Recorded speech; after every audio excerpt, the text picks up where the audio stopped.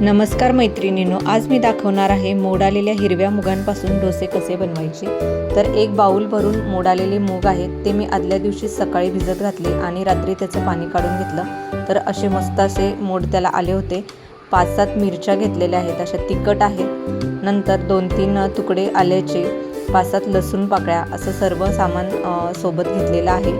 आणि त्याचबरोबर 2 चमचे रवा आणि 2 चमचे तांदळाचं पीठ घ्यायचं, कारण त्याने ना छान असा क्रिस्पीपणा येतो डोशांना। तर अगोदर आपण मिक्सरच्या बाउलमध्ये, जर तुम्हाला नको असेल तर तुम्ही रवा आणि तांदळाचं पीठ स्किप करू शकता, त्यामुळे आणि जर हवा असेल तर घेऊ शकता। तर मिक्सरच्या भांड्यामध्ये मी अगोदर रवा आणि तांदळाचं पीठ टाकून घेतलं, त्याचसोबत थोडेसे मोड आलेले मूग घेतले, कारण मिक्सरचं भांडं छोटं असल्यामुळे जास्त असं त्यामध्ये बसत नाही। तर मला 2 ते 3 वेळा हे फिरवून घ्यावं लागेल। त्याचसोबत त्याच्यात आलं, मिरची आणि लसूण असं टाकून घेतलेलं आहे आणि एकदम बारीक पेस्ट वाटून घ्यायची त्याची। खरं तर ही रेसिपी बनवायला पण सोपी व कमी वेळात बनणारी रेसिपी आहे आणि भरपूर प्रमाणात हाय प्रोटीन अशी रेसिपी आहे। सकाळच्या वेळी मुलांच्या टिफिनला किंवा आपणही स्वतः नाश्त्यासाठी ही रेसिपी बनवू शकतो। घाई गडबडीत आपल्याला जायचं असतं, तर आपल्याकडे मोड आलेले मूग असतील तर ही रेसिपी अगदी पटकन आणि झटपट बनणारी रेसिपी आहे।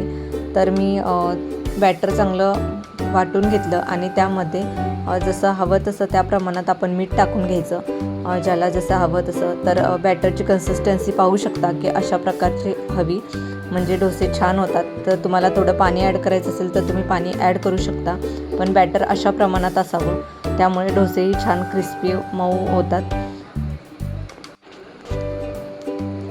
त्यानंतर गॅसवर पॅन गरम करायला ठेवायचं आणि त्यामध्ये थोडंसं तेल टाकून नंतर ते तेल असं टिश्यू पेपरने वगैरे पुसून घ्यायचं आणि हळूवारपणे बॅटर टाकायचं।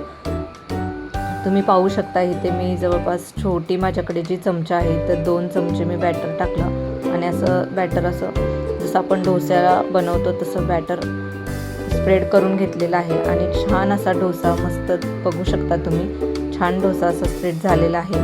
छान जाळी पण त्याला आलेली आहे।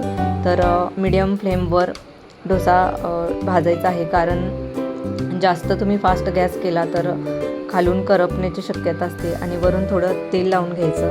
तर तुम्ही पाहू शकता, दिसायला तर खरंच खूप सुंदर दिसतोय आणि चवीलाही खूप छान लागतो। तर तुम्ही नक्की ही रेसिपी ट्राय करून बघा। त्याचसोबत ह्याच्यासोबत तुम्ही नारळाची चटणी बनवू शकता किंवा दह्यासोबतही हा डोसा तुम्ही खाऊ शकता। आणि लहान मुलांना तर मुगाची कोणतीही रेसिपी म्हणजे जर आपण बनवलं तर ते खात नाहीत, तर अशा प्रकारे बनवलं तर ते अगदी मनापासून खातील आणि प्रोटीनयुक्त अशी रेसिपी आहे। तर पाहू शकता, जाळीदार असा मस्त असा डोसा तयार झालेला आहे। तर थोडा वेळ 1 ते 2-3 मिनटं तरी त्याला शेकून घ्यायचं आणि दोन्ही साईडने शेकलं तरी चालतं। आणि मी तर तुम्हाला माझ्या चॅनलमध्ये स्वागत करायचं विसरूनच गेले। तर मी मेघा, माझ्या घरगुती सफर या यूट्यूब चॅनलमध्ये तुमच्या सर्वांची पुन्हा एकदा मनापासून स्वागत। कसे आहात तुम्ही सर्व?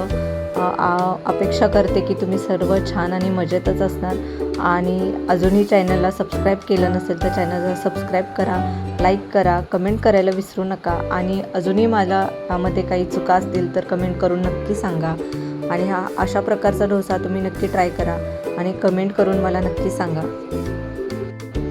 आणि फायनली पाहू शकता, आता एक साईडून डोसा चांगला भाजलेला आहे।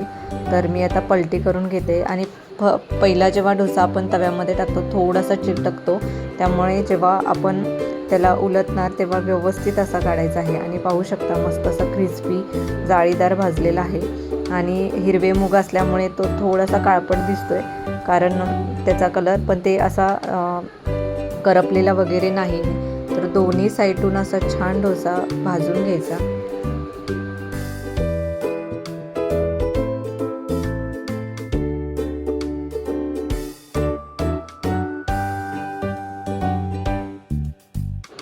तुम्ही पाहू शकता, दुसऱ्या साईडून पण डोसा एकदम छान असा मस्त जाळीदार आणि छान भाजलेला आहे। तर नक्की ट्राय करा ही रेसिपी आणि कमेंट करून मला नक्की सांगा। तर अजून असे जे राहिलेलं बॅटर आहे ते मी आणखी डोसे असे करून घेते।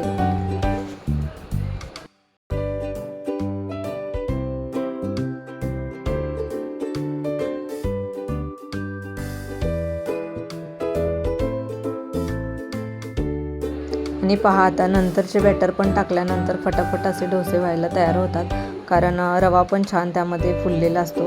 तांदळाच्या पिठामुळे त्याला चांगला असा क्रिस्पीपणा येतो. तर तुमच्या मुलांना नक्की हा डोसा ट्राय करा आणि मला कमेंट करूनही नक्की सांगा. तर तुम्हीसुद्धा अशी रेसिपी ट्राय करा आणि कमेंट करून मला नक्की सांगा. तर पुन्हा भेटू पुढील ब्लॉगमध्ये. तोपर्यंत काळजी घ्या, मस्त राहा आणि अशा नवनवीन रेसिपी पाहण्यासाठी चॅनलला लाईक आणि सबस्क्राईब करायला विसरू नका. बाय.